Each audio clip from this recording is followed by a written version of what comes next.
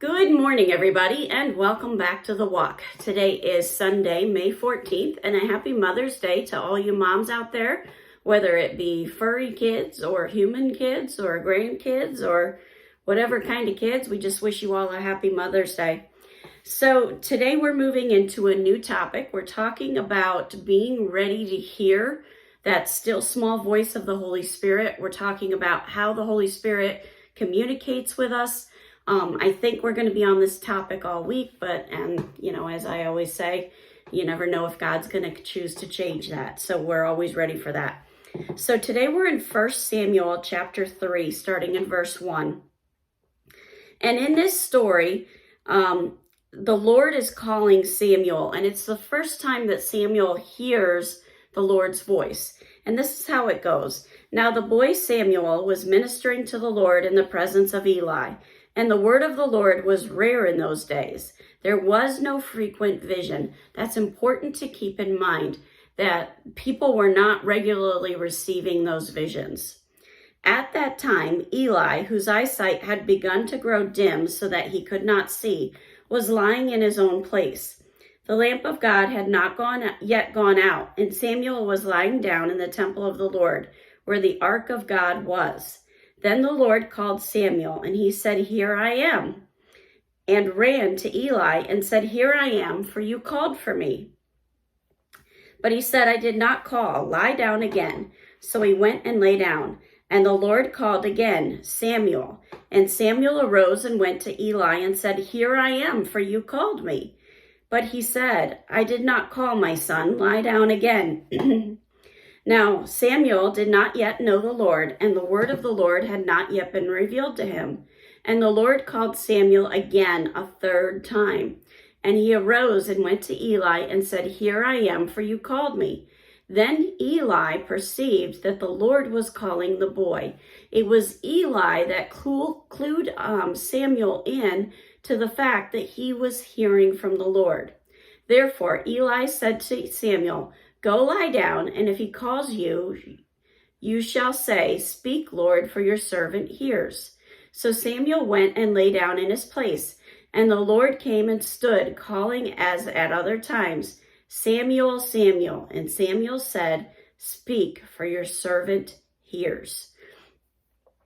Now here's the interesting thing here. In the beginning of this story, Samuel is not prepared to hear from the Lord. He doesn't have a clue that the Lord is actually talking to him. It's someone else that reveals it to him.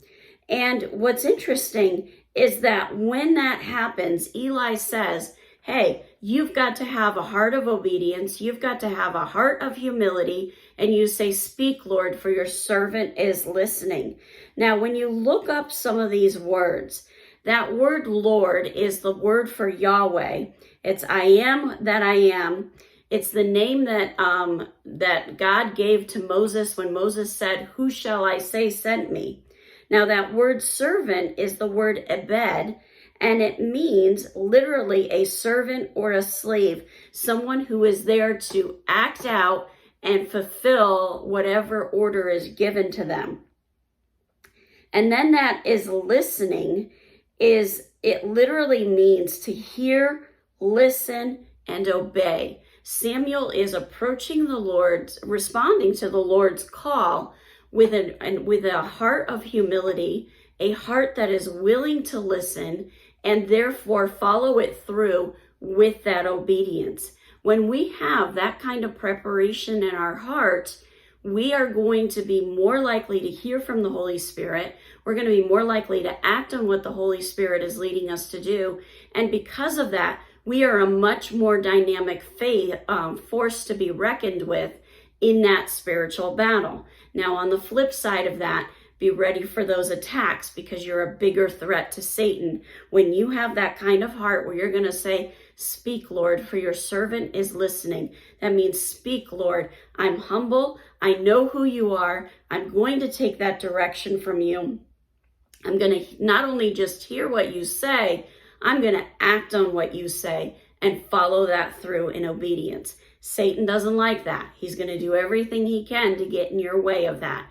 Don't let him do that. Remember, you're engaging in this spiritual battle. And when you are obedient to what that Holy Spirit is telling you to do, you are a force to be reckoned with.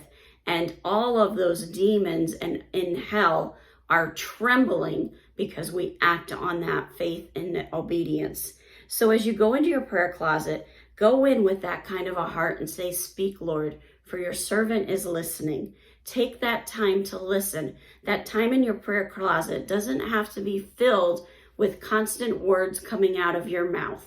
Take that time to just sit, bask in his presence, and listen for his voice. Have a wonderful day. God bless, and keep walking the walk.